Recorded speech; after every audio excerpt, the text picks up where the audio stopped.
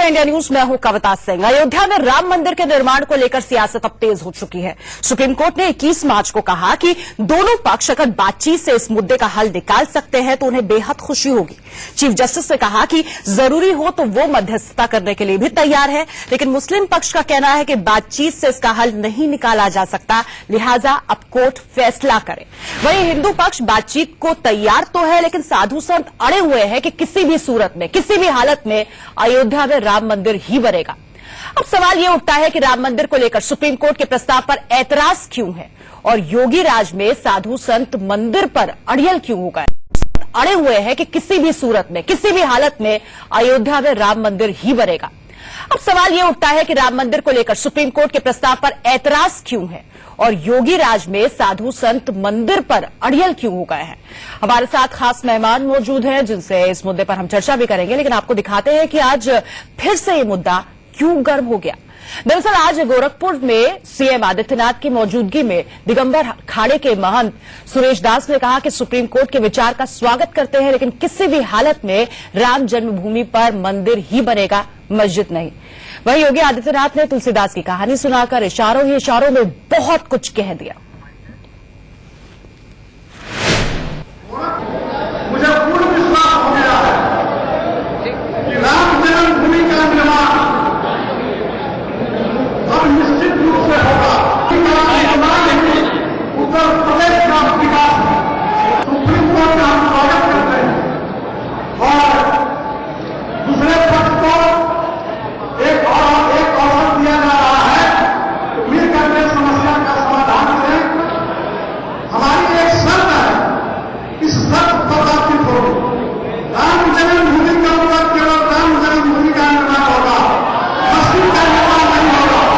एक जगह हमारा सरकार है, 2018 में राज्यसभा में भी हमारी बहुमत होगी।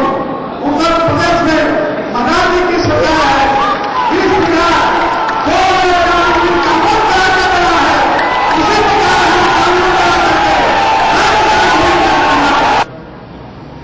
अकबर के दरबार में इस बात की चर्चा हुई कि तुलसीदास जी भक्ति आंदोलन के माध्यम से व्यापक जनजागरण के कार्यक्रम को चला रहे हैं।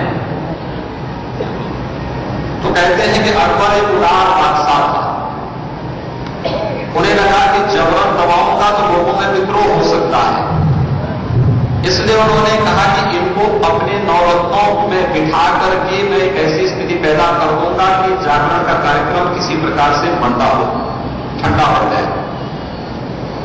तो उनके एक सिपहसालार जब तुलसीदास जी के पास पहुंचते हैं और कहते हैं कि दिल्ली का बादशाह आपको बुला रहे हैं, तो उन्होंने कहा बादशाह क्या है? उन्होंने कहा दिल्ली का राजा।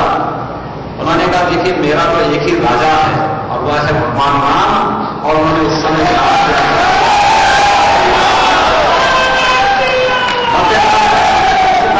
एक उस समय एक नारा दिया था कि बोलो राजा रामचंद्र की, यानी एक ही राजा उन्होंने कहा था। अकबर को उन्होंने कभी भी राजा नहीं माना। तो सुप्रीम कोर्ट के प्रस्ताव पर ऐतराज दोनों पक्षों को क्यों है, यही समझने की कोशिश करते हैं। बड़ी बहस को शुरू करते हैं। आचार्य एचएस रावत धर्मगुरु हमारे साथ कुछ पल में जुड़ जाएंगे और साथ ही साथ आपको बता दें अब्दुल रहमान आबिद प्रेसिडेंट है इंडियन मुस्लिम राबिता काउंसिल के, ये हमारे साथ स्टूडियो में मौजूद हैं। अब्दुल साहब, पहला सवाल आप ही से, सुप्रीम कोर्ट के प्रस्ताव पर ऐतराज क्यों है? किसने ऐतराज किया? कोई ऐतराज नहीं है आपको? मुसलमान ने कोई ऐतराज नहीं किया। मुसलमानों ने बहुत सीधी सी एक बहुत साफ क्लियर राय दी है कि अगर सुप्रीम कोर्ट के चीफ जस्टिस इस मामले में मध्यस्थता करने के लिए फैसला करके आते हैं तो फिर all India Muslim personal law board और उनकी कार्यकारिणी बैठ करके इस मामले पर विचार करेगी।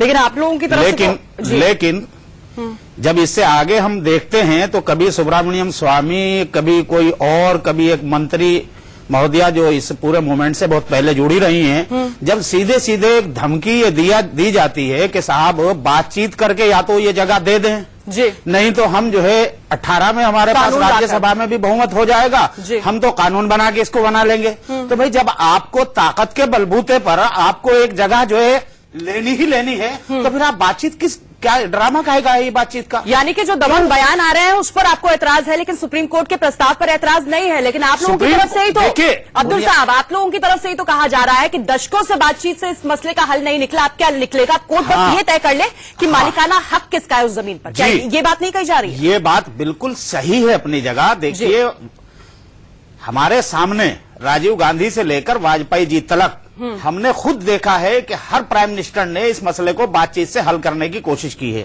आखिर में वाजपेयी जी ने काशी कामाकोटी के शंकराचार्य जी को बीच में डाल करके इस मामले को हल करने की कोशिश की, लेकिन उस वक्त भी विश्व हिंदू परिषद अपनी जिद पर अड़ गया।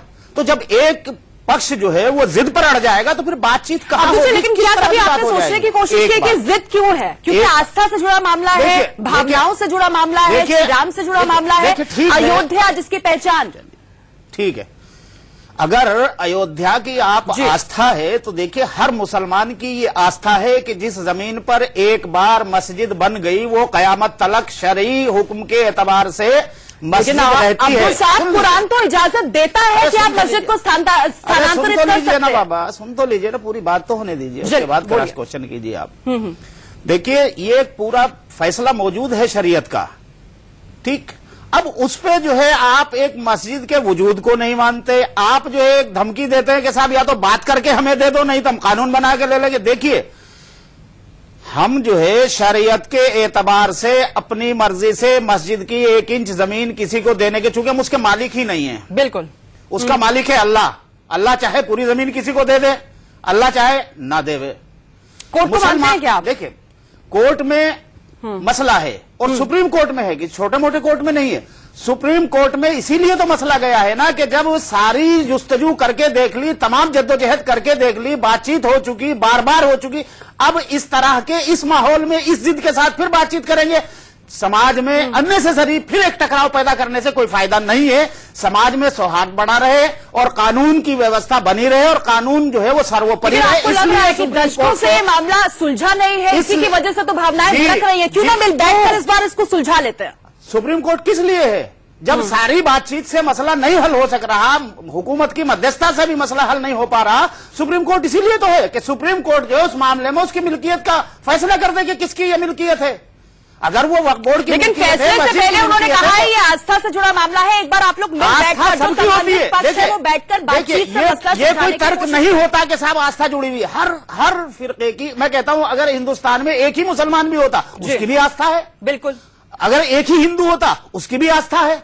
तो आस्था तो सबकी होती है और सबकी आस्थाओं का हमें जो है सादर जो है उनका सम्मान करना चाहिए। अब्दुल साहब, बहुत बड़ी बात आपने कही है कि आस्था का सम्मान होना चाहिए। अब जरा मुझे ये बताइए, ट्रिपल तलाक का मुद्दा आता है, यूनिफॉर्म सिविल कोड का मुद्दा आता है, तो आप आस्था की बात करते हैं, तब कोर्ट की बात आपको समझ में नहीं आती है। लेकिन जब मुद्दा होता है राम मंदिर का, ढांचे की बात आती है, तो आप कहते हैं आप अदालत, ये है मिल्कियत का मसला, ये है मिल्कियत का मसला, ये है मुकदमा मिल्कियत का। एक चीज पे जो है डिस्प्यूट है आपस में कि ये चीज आपकी है या मेरी है, इस पे डिस्प्यूट है, कोर्ट तय करेगा।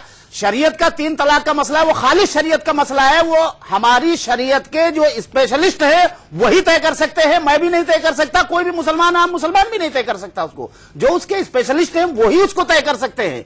इसलिए जो है उसमें किसी का दखल नहीं। जो हमारे इस तरह के मामले हैं कि जमीन जायदाद के हैं या दूसरी चीजों के हैं, उनमें अगर हम आपस में मसला नहीं हल कर सकते तो फिर सुप्रीम कोर्ट हमारे पास है। सुप्रीम कोर्ट का काम ही यही है कि जब सारी अदालतें फेल हो जाए, चीफ जस्टिस सुप्रीम कोर्ट के उसमें खुद बैठे हुए हैं उस बेंच में, उन्हीं की मध्यस्थ, उन्हीं के जो है सरबराही में ये मुकदमा है। उनको चाहिए कि डे टू डे, जब वो सारी चीजों पे, वो 3 तलाक के मामले पे साहब के डे टू डे हम करेंगे, छुट्टियों में भी करेंगे सुनवाई, तो आप इसमें करिए। आप कह रहे हैं बड़ा मसला है, तो वही बात कह रहे हैं जो सुब्रमण्यम स्वामी भी कह रहे हैं कि इस मामले को लेकर रोज सुनवाई करिए। बिल्कुल, अगर सुब्रमण्यम स्वामी ये बात कह रहे हैं तो मैं सपोर्ट करता हूं और मैं कहना चाहता हूं कि सुप्रीम कोर्ट को डे टू डे इस पे सुनवाई करके इसको जल्दी से जल्दी मामले को इसलिए भी हल करना चाहिए कि ये हमारे समाज में चिंगारी को सुलगा रहा है। आचार्य रावत जी को जल्दी से जल्दी ही हल कर देना चाहिए। बहुत बड़ी बात आपने कही, बहुत अहम बात आपने कही, क्योंकि ये वो मसला है जो चिंगारी की तरफ भड़क रहा है।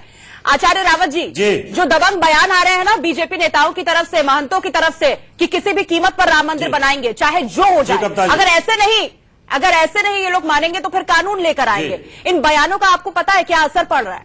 जी, इस माहौल में आपको लगता है बातचीत हो सकती है? कविता जी, जी देखिए, बातचीत से मामला ये सुलझने वाला इसलिए नहीं है कि 500 साल से बातचीत से मामला नहीं सुलझा तो अब क्या सुलझेगा। लेकिन चीफ सबसे बड़ी जस्टिस बात कह रहे हैं कि हम हमारा मंदिर मध्यस्थता कब्जा करेंगे, हुआ था, एक मौका हमारी उनको भी तो दे मूर्तियां हो रही दीजिए। है, पूजा वहां पर चल रही है, हमें तो सिर्फ भव्य निर्माण की आवश्यकता है। सिर्फ आपको भव्य निर्माण की आवश्यकता है। इनको अभी अब्दुल साहब कह रहे हैं कि हमें तो बस इतना बता दीजिए कि जमीन पर मालिकाना हक किसका है, तैयार नहीं है, ये बस फैसला हो जाए। देखिए मालकाना, मैं आपको बताना चाहता हूं कप्तान जी, 1152 से पहले हिंदुस्तान में मुसलमान नाम की कोई चिड़िया नहीं थी, कोई मस्जिद नहीं थी, कुछ भी नहीं था। अब तो चिड़िया भी है, चहक भी रही है, मंदिर को तोड़ा, वहां पर मूर्ति, जी हाँ, उनके पास हर तरह का अधिकार भी है। आप आज की बात करिए, हिंदुस्तान में सन 623 से मुसलमान मौजूद हैं। चाहिए मंदिर वहां बनेगा। देखिए 623 से मुसलमान मक्का मदीना में है, गल्फ के अंदर हैं। सर जी हिंदुस्तान में मौजूद है, केरल में मस्जिद भी मौजूद है, जिसका अभी जो है हमारे प्राइम मिनिस्टर मोदी जी जो है सऊदी अरब के बादशाह को अब्दुल साहब जी, हम मॉडल भी दे के आए हैं। सीधा प्रश्न आपसे आचार्य रावत जी, सीधा प्रश्न आपसे, आपको क्या लगता है सुप्रीम कोर्ट को फैसला सुनाना चाहिए या फिर मध्यस्थता होनी चाहिए? आपकी मांग क्या है? हिंदुस्तान के अंदर 1152 से पहले हिंदुस्तान में कोई मुसलमान आया तक नहीं था। अरे बहुत मुसलमान, अरे आप अस्तित्व पर सवाल उठा रहे हैं, मुद्दा कुछ और है। चीजें वहां पर रावत मंदिर जी, है, मुद्दा कुछ मूर्तियां और है, हैं, मुद्दे से पूजा पाठ भटक हो रही रहे है, हैं। निर्माण की आवश्यकता है और निर्माण हम करेंगे। अगर सुप्रीम कोर्ट देखिए, नहीं बिल्कुल नहीं, बिल्कुल नहीं, इस डाइवर्शन का बहुत गलत असर पड़ा है पूरे देश पर। हमें करना एक ही बात है हमारी।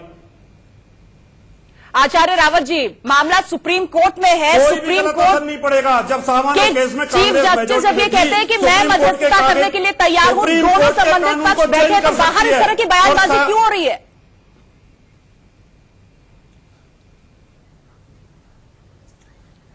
कविता जी, सुप्रीम कोर्ट को अधिकार है, उनके पास आर्किटेक्चरल सर्वे है, उनके पास में पुरातत्व विभाग है, उनके पास मशीनरी है, उनके पास सरकार है, उनके पास इतिहास है। सुप्रीम कोर्ट को फैसला करना चाहिए कि यहां पर 1528 से पहले क्या था।